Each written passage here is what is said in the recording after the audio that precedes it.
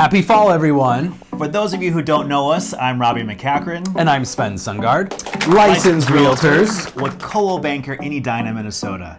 And this is our first episode of Homeschooled.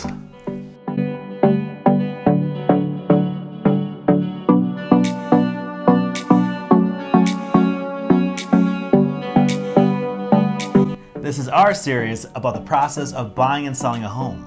Plus market strategies and market trends. Like and subscribe if you're in the Minnesota market. And ring that bell to be notified when we drop a new video. If you're not in Minnesota, you can still subscribe because you'll find helpful information that may very well be relevant to your market too. We can also help you find a reputable realtor in your city with Coldwell Banker's expansive network of 3,000 offices in 49 countries. Or if you're an expert realtor in another city, reach out and introduce yourself, as we're always expanding our referral network to best serve people everywhere. Let's jump into our first episode. Changing Seasons, 5 reasons to buy a home this fall. Class is now in session. Reason number 1, interest rates. They're still historically low, and depending on your credit score, you can lock in these low rates of just 3 or 4%. Yeah, that's huge buying power. And most experts agree rates can only go up from here, and the Federal Reserve has hinted at such as soon as later this year or early into next. All right, number 2, it's way less competitive out there. Nobody wants competition. No. Maybe you were discouraged this spring or summer or heard about how crazy the competition was. Yeah, when I've been out there submitting offers these past few weeks, I've really noticed the market normalizing, which is good news for the buyers. Competition is much less in fall.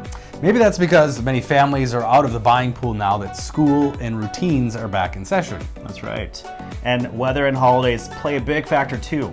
We all know how dicey our weather can get later in the fall and winter, and many just don't want to make that big move at that time. Using that to your advantage could save you thousands, which I'd totally put towards movers and let them move you through the winter. They like to do it, right? Yeah. Number 3, sellers are motivated. Absolutely. With fewer buyers out shopping, homes have been sitting on the market a week or 2 longer now. That means our buyers finally have their pick of the bunch and have been able to stop and breathe and think about what they're touring.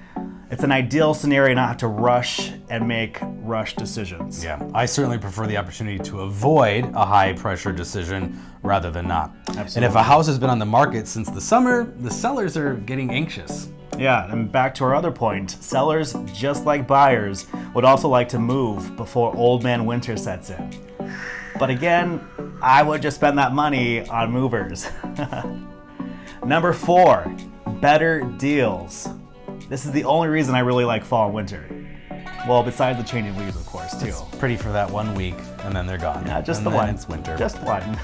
It's way so short-lived. Right. But anyway, these past few transactions of ours, we have been able to win our buyers way better deals. Most importantly, saving them lots of money. That's right, money saved on the offer price, which means that saves them cash on their down payment and on their closing costs. We have been able to save them money by asking sellers to pay their closing costs, and sellers have been more willing to agree to repairs on them too.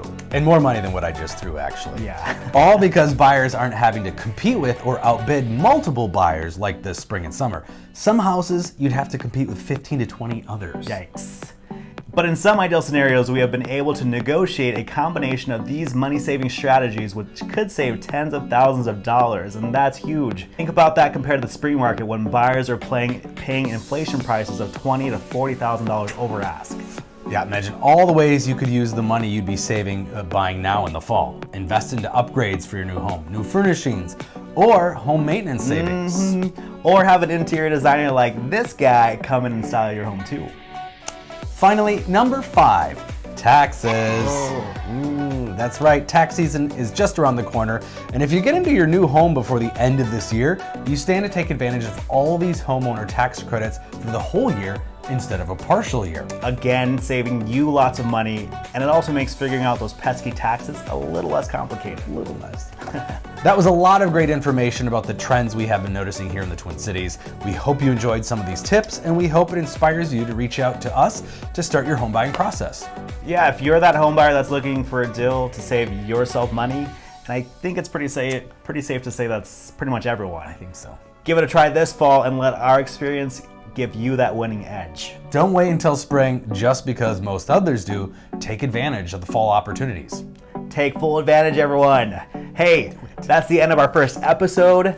Thanks so much for joining us. If you enjoyed this video, leave us a message in the comments below. You can shoot us an email or give us a call if you're ready to buy a home now. Or even if you just have real estate questions, because the two of us would love to be your real estate resource here in the Twin Cities. That's right. And remember to like and subscribe and stay tuned for more Homeschooled.